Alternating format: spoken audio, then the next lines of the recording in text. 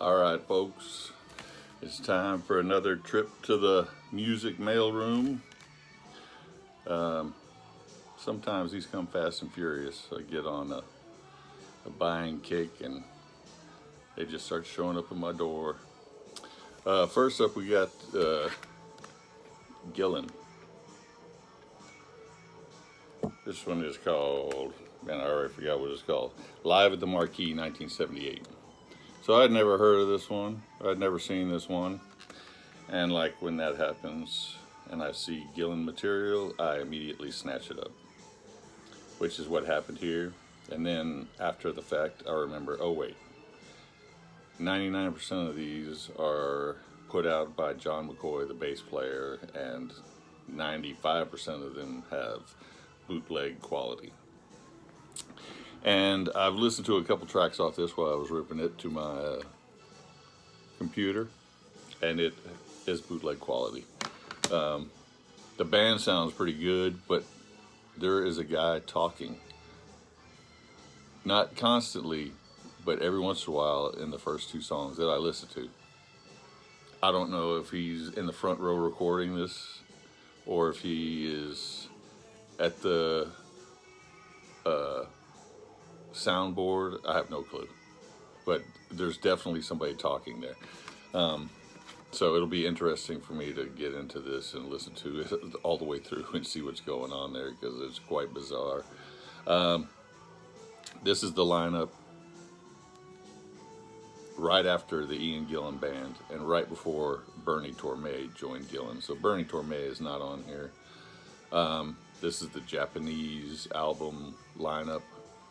So they're still doing Child in Time here, which they pretty much stopped doing in Gillan, I believe, after this tour. There's Smoke on the Water here, which they did that all the time. There's also Woman from Tokyo on here. So I'm not sure if I have them doing any more Woman from Tokyo on any other Gillan albums, or Child in Time for that matter. But it's a pretty good lineup, 11 tracks. Like I said, we'll have to see what goes on there because it's quite bizarre, that guy talking. Next one up is A Tortured Soul. On the Evil Night, I was talking about Attic, the band Attic out of Germany, and their singer is very much a disciple of King Diamond and Merciful Fate. And somebody mentioned A Tortured Soul, and they said that they liked them better than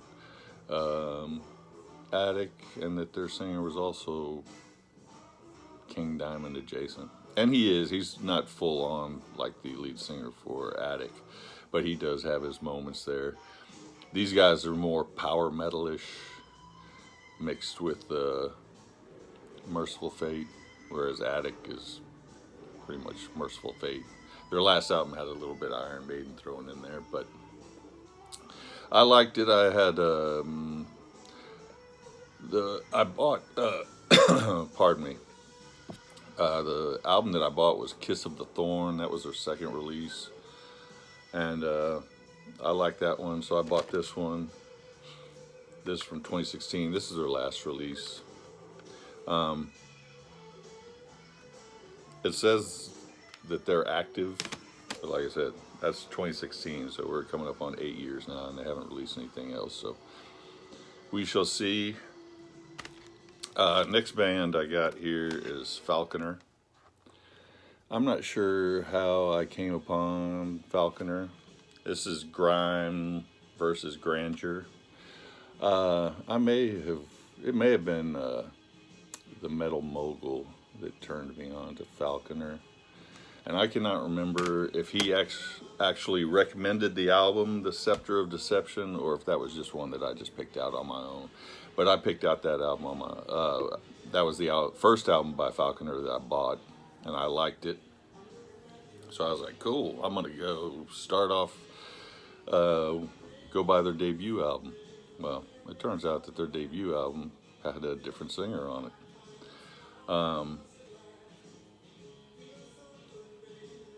The Scepter of Deception has Christopher Goebel, I believe you say his name. And now this was the follow-up to the Scepter of Deception, and he is also on this album, but those are the only two Falconer albums that he's on. I believe they have about 8 albums, and I also believe they're split up, but the rest of their albums have Matthias Bland is their singer. I don't know why he left after the first album and came back for the fourth. I liked the debut, I just didn't like it as good as the Scepter of Deception. So hopefully this Grime versus Grandeur is more in that vein, because I did really like that one. Next up I have Big Black, the Hammer Party. Now this one, I've known about Big Black since the 80s. I remember seeing their album in the record store called Songs About Fucking. And besides the great album title, it had a pretty cool album cover as well. And the album cover looked very similar to Black Flag album covers, like it was probably the same artist. So I mulled getting Big Black way back then. I just never got around to it. They just kind of fell off the board. I heard about them here and there, but you know, they were more of an 80s thing, so that moment had passed. Unfortunately, Steve Albini, the founder and pretty much head honcho for Big Black, passed away on May 7th. So I figured it'd be time for me to get some Big Black. And this is a compilation that has their first 3 EPs. They released 3 EPs before their first full-length album came out. And this is those first 3 EPs. I'm not the biggest fan of it. I've only listened to it once, so it may grow on me. But I always heard they were more punk rock-ish, and the lyrics are punk rock, and the attitude is punk rock, but there is a lot of keyboards and a lot of electric drums, which are definitely not punk rock. And then I saw somebody else say that they were noise rock, and that is an apt description. That's what they are, is noise rock. So like I said, I've only listened to it one time. It may grow on me. I'm not expecting it to. I'm not a big fan of the electric drums and keyboard combo or the noise rock. But now if anybody ever comes over and says, hey, do you got any Big Black we can listen to? I can say yes. Next up was Dragonhammer. This was just one that I picked up because it said get 2 CDs for the same shipping.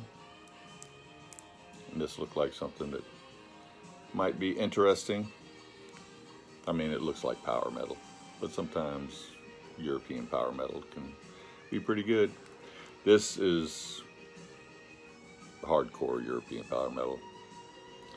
Very epic, very grandiose. The happy keyboards, the soaring vocals. It's a really good looking CD though, I'll tell you that. My Kingdom Records. Never heard of them before. Got some quality artwork there. Quality CD in the middle. And this booklet, this heavy duty paper here. Like I said, I've only listened to this one once also. I never give my full opinion on anything until I've listened to it at least 3 times. I've had plenty of stuff where the first listen, I didn't think it was going to be worth a damn. And then by the 3rd listen, I was like, man, this is the greatest thing I've ever heard. I don't think that's going to happen with Dragonhammer, but it's too early to pass judgment on whether I'm going to like it or not. My last one is a split CD.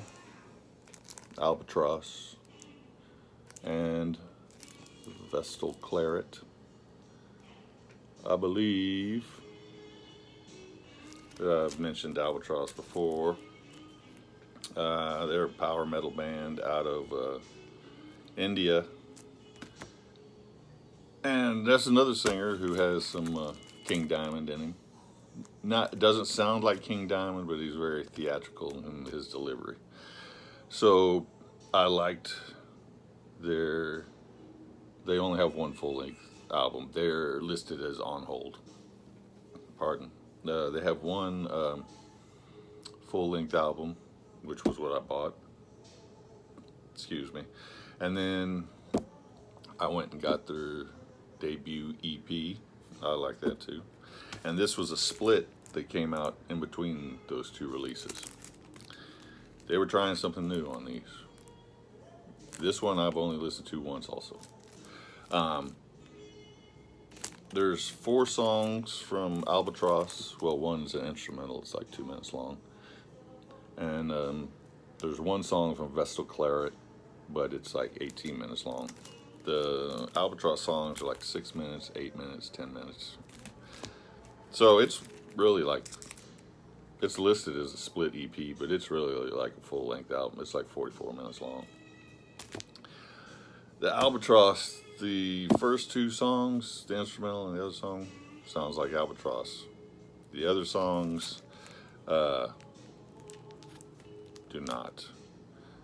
I can't think of the names of them off the top of my head, but the third song, Kissing Flies, the title track, he starts throwing in some black metal and death metal vocals in there, which don't work, in my opinion. I'm not the biggest black metal or death metal guy to begin with, and his operatic singing then mixed in with death metal vocals and black metal vocals really doesn't work. And then the last song, which is From Ashes Comes Life, he goes back to throwing in some more black metal vocals, and it doesn't really work. He's got a unique voice, a unique delivery. He should have stuck with it. But like I said, they're on hold, which means usually they're on the verge of breaking up. So won't have to worry about it anymore. Vestal Claret, never heard of them. I guess there's something of a super group. The lead singer's name is Phil Swanson, who's probably best known for being in Atlantean Codex, among other bands. That guy's been in like 50 bands. Like I said, that song's like 18 minutes long. It's called The Black Priest. It's pretty good. I did not lose interest in it, listening to it for 18 minutes. But like I said, I've only made it through that CD one time. Can't give a full rating on it until I've actually listened to the whole thing. So anyway, that's going to wrap it up for these 6 CDs. Headed off to Uriah Heep and Saxon tonight in Grapevine. Hopefully can remember to record a little bit of it so I can post a couple of shorts. I forgot to do that when I went to the Uli John Ross show 2 weeks ago. All right, have a good one.